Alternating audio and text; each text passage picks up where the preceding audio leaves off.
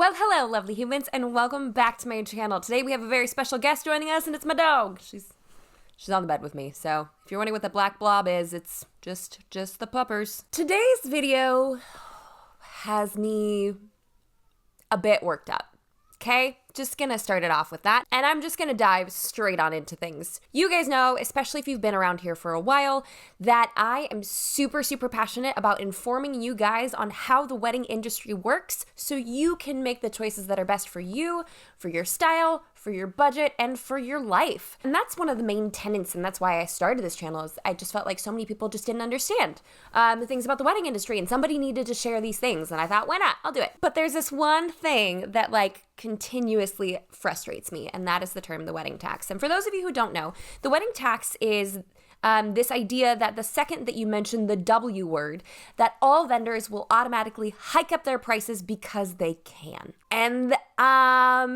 those of you who know me would probably know why that specific term drives me absolutely bonkers. Do I think there is such thing as a wedding tax? No. Do I think there's such thing as a wedding fee?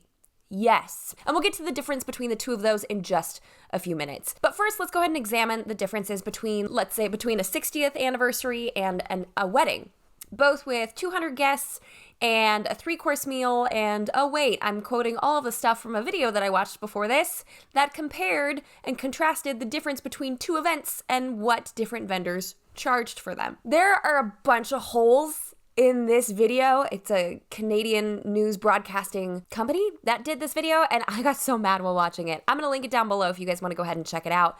But basically, it felt as though the intent of this video was to prove that wedding vendors charge more simply because it's a wedding, because they heard the word. They heard the word wedding and they're like, money, I see dollar signs. And in fact, there was an industry professional that literally said the second that people hear the word wedding, all vendors see dollar signs and they think cha-ching, and it made me so mad. So taking our example of 60th wedding anniversary versus a wedding day, there are multiple components that come into play. First and foremost, the expectations of each of these is vastly different. When it comes to the expectations of an anniversary party, they're probably pretty minimal. We want it to be a beautiful event. We all just want to come together and hang out. There's not going to be a whole lot of things happening. We just want to celebrate this love story. And then we have a wedding where there is a ceremony with an official start time, and then who needs to walk with whom, and then organizing the meal and when food comes out, and whether that's buffet style or if it's plated, and then there's first dance, father-daughter dance. There's so many things that have to take place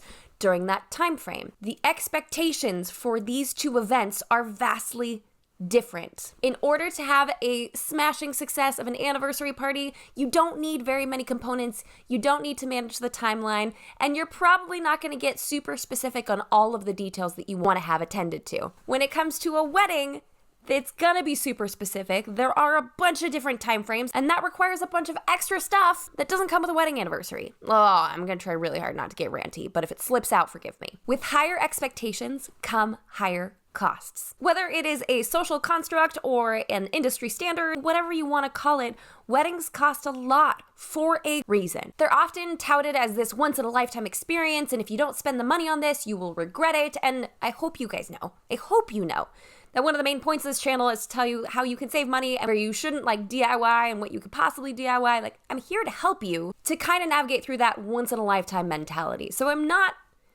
saying that the industry has everything going for it, okay? We don't have it all right. And using that terminology once in a lifetime definitely makes you feel like you have to spend more. But it also puts higher expectations on us as your vendors because it is a once in a lifetime experience.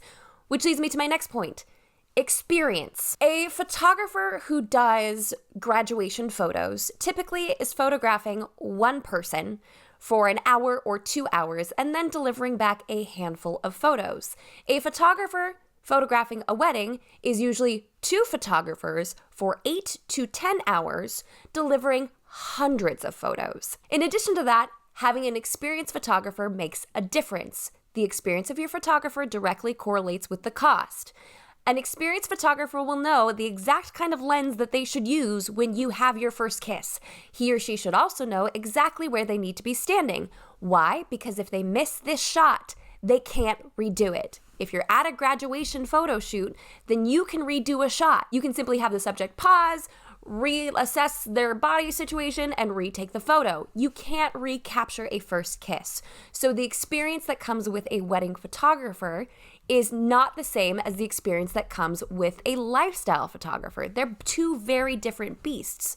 And again, that experience has developed from the expectations that are put on that photographer. They expect for the first look to be captured well. They expect for the first kiss to be captured well. And a good photographer is going to have the right equipment and the right experience to pull that off. Next, let's talk about the amount of time that goes into planning an anniversary party versus a wedding. An anniversary party, I feel like, would be a breeze for me to plan. Are you kidding? I feel like I could plan that with my eyes closed because it's just find the food, find the chairs, find the tables, maybe a centerpiece, and people just show up and enjoy themselves.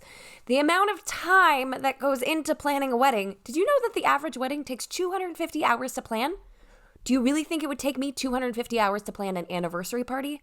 Probably not. So I charge more for weddings that take more of my time. If you want to add on more consultation meetings, it's going to cost you more. If you want to add on more hours during your wedding day, it's going to cost you more. As far as a wedding anniversary is concerned, my guess is there's probably not going to be 17 back and forth emails about chair colors.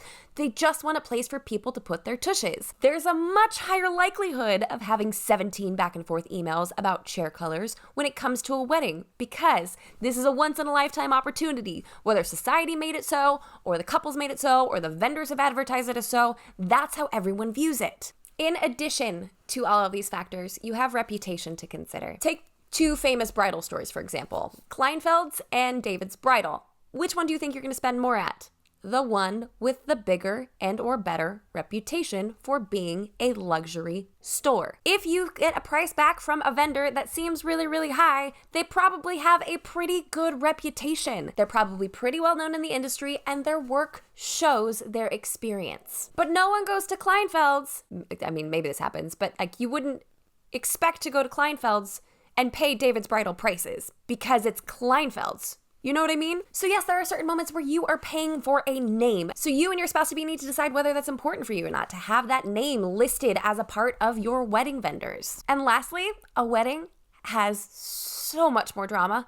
So much more drama. Don't get me wrong, I'm into it. I'm here for it. Like, you want to call me late at night because you got in an argument with your mother-in-law? Absolutely. Do you think the party planner for the wedding anniversary party is going to take an 11 p.m. phone call because you had an argument with your mother-in-law? Probably not, because that's not expected of them.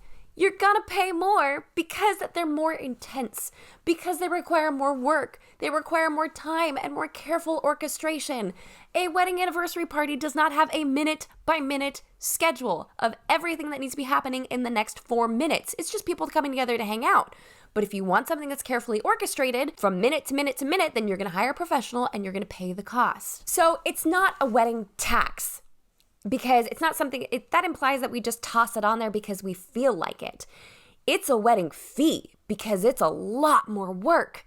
It's so much more work. And you're paying for your expectations to be met. You're paying for their experience. You're paying for their time because it's gonna take longer. You're paying for their reputation, and you're paying because there's gonna be some emotions in there somewhere where the person that you're dealing with is gonna have to hold your hand a little bit more. And guess what? Most of them are more than happy to do so, but that's still gonna cost you more. There is no wedding tax. The wedding tax does not exist. There is a wedding fee because weddings are very, very complicated beasts, and ones that those in the wedding industry absolutely love. The one thing that I just want to make clear through this video is one thing very specifically. Almost all of the vendors I've ever come in contact with are very good, hardworking humans, and a ton of them are small business owners and self-employed.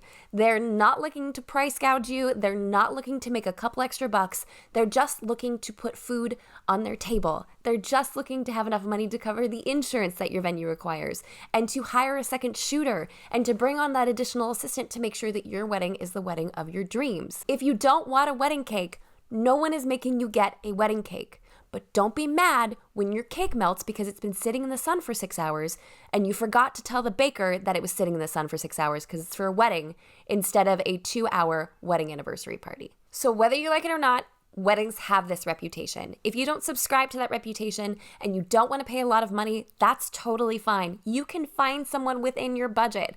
I guarantee you'll find someone to work with you. But keep your expectations realistic.